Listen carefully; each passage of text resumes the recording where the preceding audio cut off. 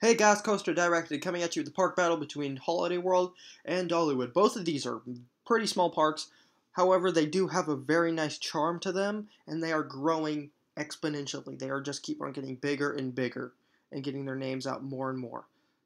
They're both family-owned parks. Holiday World is owned by the Koch family, and DollyWood is owned by the Hershin family. And anyways, they are just classic parks that have good history behind them. First up, we have the B&M Wing Coasters. Thunderbird is Holiday World's newest roller coaster, while Wild Eagle is their second newest roller coaster, soon to be their third newest. Thunderbird is the only launched B&M roller coaster in the world that was made by B&M. Hulk does not count because the launch system was made in-house by Universal, I believe. Anyways, Wild Eagle, I believe, is one of the better wing coasters. I believe it's the weakest one in the US. That or the second weakest. I have ridden Thunderbird and Gatekeeper only, and I prefer Thunderbird because of the fantastic launch. It feels natural to have a launch on a wing coaster, in my opinion. So I will be giving the 3 points to Thunderbird. Up next, we have larger family coasters, which is 2 points. Overall, you could say that Raven's more of a higher thrill roller coaster. I personally think it's more of a family coaster, because this was probably my first bigger coaster when I went a while ago, actually. I went there this summer, but I hadn't been for another 5 years past back. But anyways, it is a nice family coaster overall, I would say. And then Fire Chaser Express is a little bit more tame. However, it's smoother than Raven. It has backward sections, it has forward section, and it's really well themed for a seasonal park. So anyways, I will be giving the 2 points to Fire Chaser Express. Next, we have the top-notch wooden roller coasters, which this is worth 3 points as well, which is Voyage versus Thunderhead.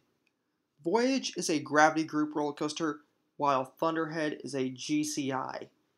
It is very, very hard to debate which one is better, because people have their different opinions.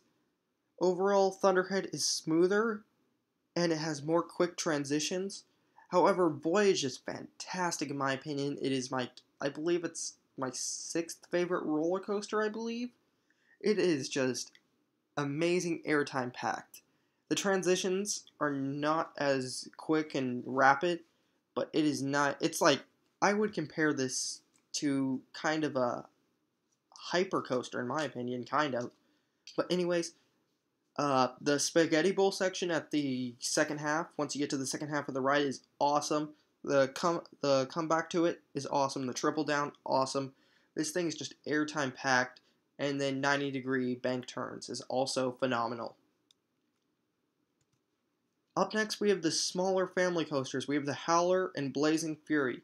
Blazing Fury, from what I have ridden one that is very similar to it, which is Fire in the Hole, which is it. The story's not the same, but the concept is pretty similar.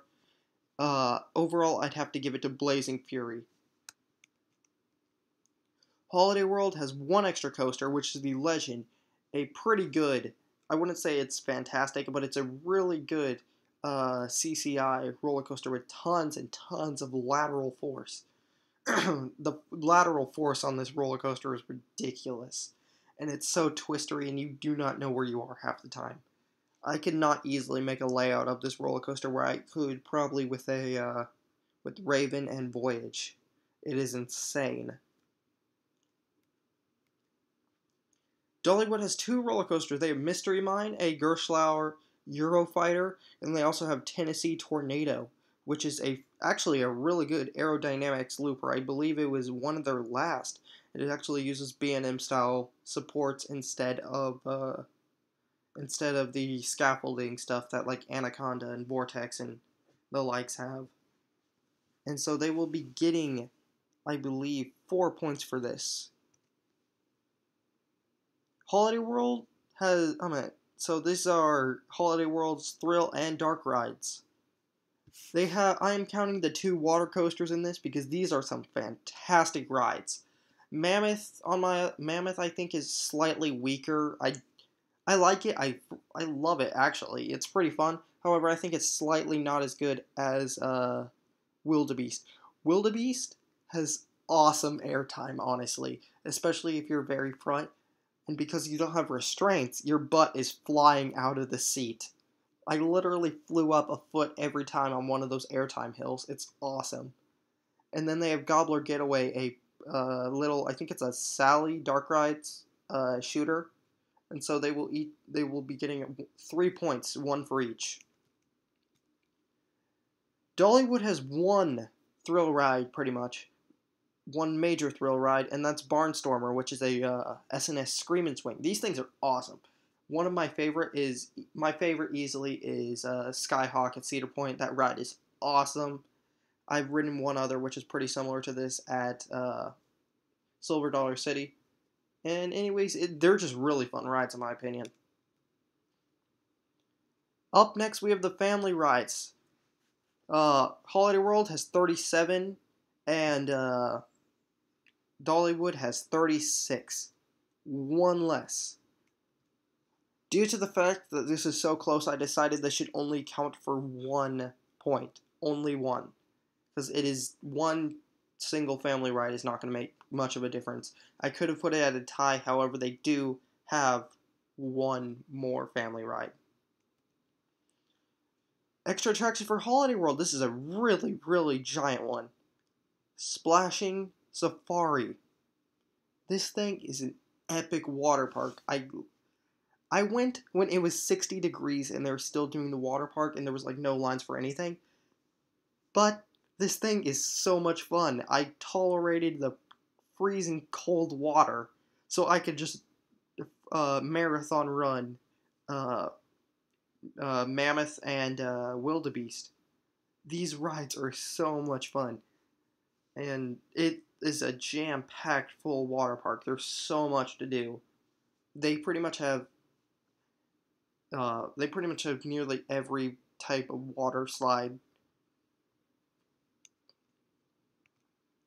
Prices overall, Holiday World is cheaper with the 1-day ticket, about $20 shorter, $21 shorter, and then the season pass for Holiday World is a lot more expensive than the season pass for DollyWood. However, DollyWood, for their regular season pass, you have to pay for parking every time you visit, and you don't get to bring friends and everything like you do with this.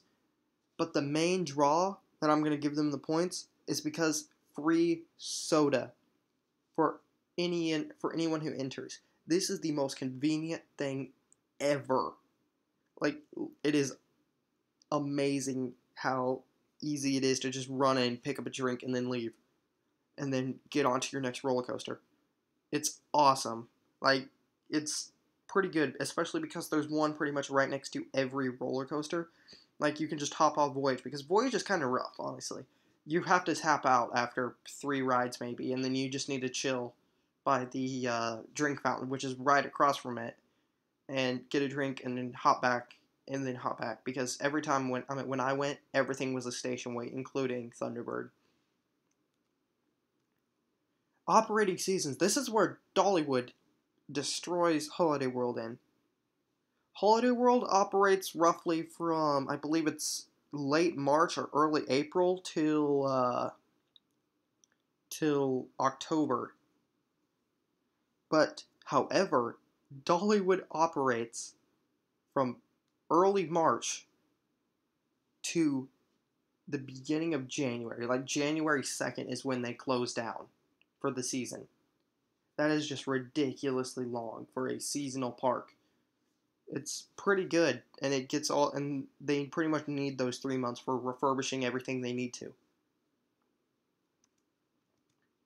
Operations overall, when I was there, with Holiday World, operations were a little slow. They were pretty slow, honestly, especially dispatching their 2 best rides, Voyage and Thunderbird.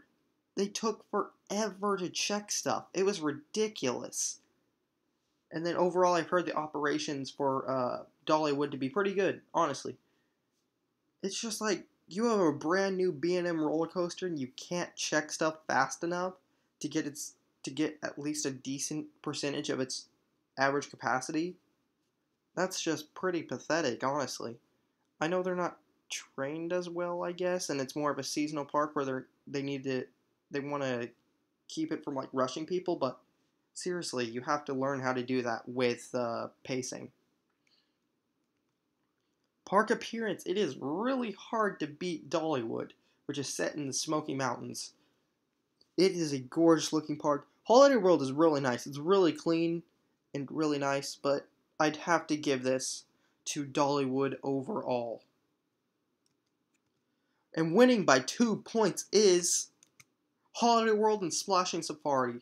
Obviously, the main draw to this park is its 4 fantastic roller coasters and the water park.